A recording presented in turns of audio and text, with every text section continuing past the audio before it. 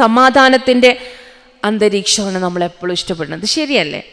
ഒരു യുദ്ധം വരുമ്പം ഏറ്റവും കൂടുതൽ പ്രയാസപ്പെടുന്ന, കാരണം നബി സല്ലല്ലാഹു അലൈഹി വസല്ലം യുദ്ധങ്ങളിൽ നിന്ന് വരെ മാറ്റി നിർത്തപ്പെട്ടിട്ടുണ്ടായിരുന്നു സ്ത്രീകളെയും, വൃദ്ധയായിട്ടുള്ള സ്ത്രീകളെയും കുഞ്ഞുങ്ങളെയൊക്കെ. കാരണം അവർക്ക് അവരുടെ കർത്തവ്യങ്ങൾ കൃത്യമായിട്ട് നിർവഹിക്കണം എന്നുണ്ടെങ്കിൽ സമാധാനം വേണം.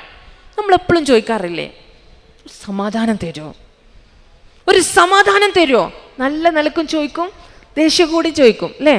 സ്ട്രെസ്ഡ് ആയിട്ടും ചോദിക്കും, കുറച്ച് സമാധാനം തരും. ഒരു സ്ത്രീക്ക് ഏറ്റവും പ്രധാനമായിട്ടുള്ള ആവശ്യം സമാധാനമാണ്. സംഘർഷഭരിതമായ പ്രശ്നങ്ങളിൽ നിന്നും ഭാഗങ്ങളിൽ നിന്നും മാറി നിൽക്കാനാണ് അവൾ എപ്പോഴും ആഗ്രഹിക്കുക. അപ്പം അവളായിട്ടാണ് ഈ സംഘർഷം ഉണ്ടാക്കുന്നതും പ്രയാസം ഉണ്ടാക്കുന്നതും. ആ ഒരു അവസ്ഥയിൽ നിന്ന് മാറി നിൽക്കാൻ ആഗ്രഹിക്കുന്ന, കരുതലും കൊടുത്തുകൊണ്ട് മുന്നോട്ട് നിൽക്കാൻ ആഗ്രഹിച്ചുകൊണ്ട് നമ്മൾ പോകണമെന്നുണ്ടെങ്കിൽ നബി സല്ലല്ലാഹു അലൈഹി വസല്ലമയുടെ മാതൃകയിലേക്ക് പോയേ പറ്റൂ. കിതാബുല്ലാഹ് വസുന്നത്തു റസൂലില്ലാ. എന്താ പരിശുദ്ധ ഖുർആനിൽ പറയണത്? എന്താണ് നബി സല്ലല്ലാഹു അലൈഹി വസല്ലം നമുക്ക് വേണ്ടി പറഞ്ഞു വെച്ചിട്ട് പോയിട്ടുള്ളത്? അഡ്ജസ്റ്റ് ചെയ്യല്ല, അംഗീകരിക്കുക, അണ്ടർസ്റ്റാൻഡ് ചെയ്യുക. എനിക്ക് നല്ല ബുദ്ധിമുട്ടുണ്ട്, ഞാൻ അങ്ങോട്ട് അഡ്ജസ്റ്റ് ചെയ്യാട്ടോ പിന്നെ എന്ന് പറയുമ്പോൾ അതിലൊരു കാപട്യമുണ്ട്, ഇല്ലേ?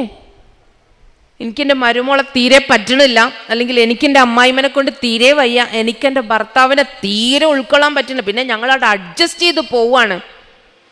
ബന്ധങ്ങളിൽ അഡ്ജസ്റ്റ്മെന്റ് പാടില്ല. അഡ്ജസ്റ്റ്മെന്റിൽ ഒരു കാപട്യമുണ്ട്. കഴിയില്ല, പറ്റൂല, എന്നാലും ഒപ്പിച്ചു പോവാന്ന്. ഒപ്പിച്ചല്ല പോണ്ടേ. നബി സല്ലല്ലാഹു അലൈഹി വസല്ലം നമ്മളെ പഠിപ്പിച്ചത് മനസ്സിലാക്കിക്കൊണ്ട് മുന്നോട്ട് പോകാനാ. ഒരു വ്യക്തിയുടെ കഴിവുകേടും മനസ്സിലാക്കാം, കുഴപ്പമില്ല. അണ്ടർസ്റ്റാൻഡ് ചെയ്യുമ്പം ഒരു പ്രശ്നമില്ല.